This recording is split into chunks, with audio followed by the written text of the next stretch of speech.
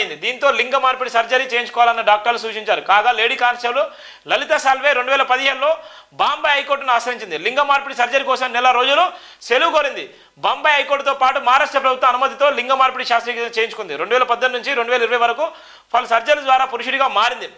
లలిత్ కుమార్ సాల్వేగా పేరు మార్చుకున్న ఈ పోలీస్ కానిస్టేబుల్కు 2020లో ఛత్రపతి సంభాజీ నగర్ ఔరంగాబాద్ చెందిన సీమతో పెళ్లి జరిగింది. వివాహమైన 4 ఏళ్ల తర్వాత జనవరి 15న ఆ జంటకు బాబు పుట్టాడు.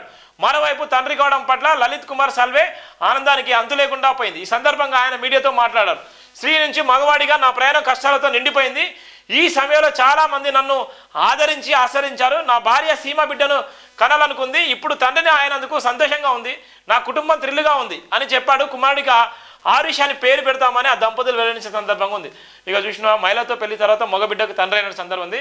పురుషుడిగా మారిన లేడీ కానిస్టేబుల్ ఏదైతే లేడీ కానిస్టేబుల్ పురుషుడిగా మారి ఒక మగబిడ్డకు తండ్రి అయిన సందర్భం కూడా మనం చూస్తున్నాం. మహారాష్ట్రలో జరిగింది. ముంబైకి సంబంధించిన ప్రధాన వార్త ఒకటి మన జేబీలో రాసినటువంటి వార్త కూడా ఉంది. ఇక్కడ ఉన్నటువంటి ఆయన ఇప్పుడు హ్యాపీగా ఉన్నారు, సంతోషంగా కూడా ఉన్నారు.